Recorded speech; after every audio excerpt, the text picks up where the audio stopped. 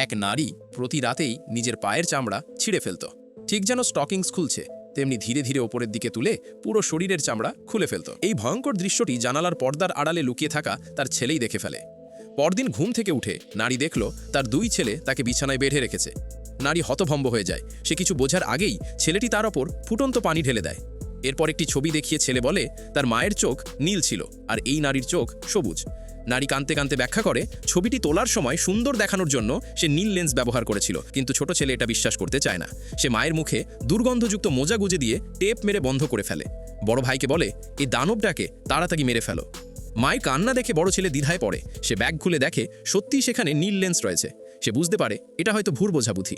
সে মাকে বেঁধে রাখা দড়ি খুলতে গেলে হঠাৎই ভয়ঙ্কর ঘটনা ঘটে, কারণ তারা বিশ্বাস করে তাদের সামনে দাঁড়ানো নারীটি তাদের প্রকৃত মা নয়, বরং এক নকল দানব। এজন্য বরফ ঠান্ডা পানি দিয়ে তাকে গোসল করানো হয়, এমনকি 3 বছর পরা মোজা মুখে গুজে দেওয়া হয়। এই সময় প্রতিবেশী ফোবলার বাড়িতে আসে।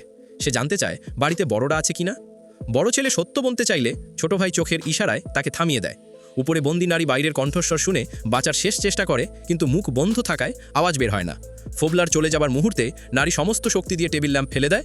শব্দ শুনে ফোবলার ফিরে তাকালেও ছেলেরা স্বাভাবিক আচরণ করায় সে আর কিছু সন্দেহ করে না। বড় ছেলে ব্যাগে লেন্স পাওয়ার পর নিশ্চিত হয় সে তার মাকেই ভুল বুঝেছিল। সে মাকে মুক্ত করতে গেলে ছোট ভাই তাকে ঠেকানোর চেষ্টা করে। বড় ভাই সুযোগ বুঝে ছোট ভাইকে মাটিতে ঠেলে ফেলে মায়ের কাছে ছুটে যায় এবং দড়ি খুলে দেয়, কিন্তু নিচে নামতেই দেখা যায় ছোট ভাই কোথাও নেই। আশ্চর্যের বিষয়, মা মোটেও উদ্বিগ্ন নন।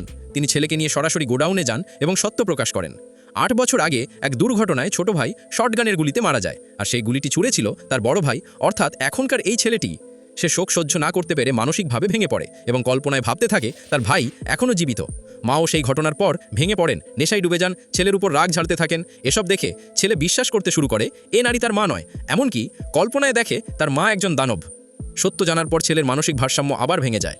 লড়াইয়ের মাঝে সে ভুল করে মাকে সিঁড়ি থেকে ফেলে দেয়। পড়ে থাকে তেলের বাতি ভেঙে যায় এবং গোডাউন আগুনে জ্বলে ওঠে।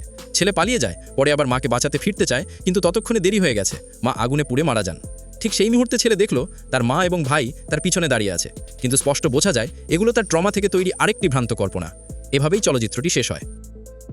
Subscribe.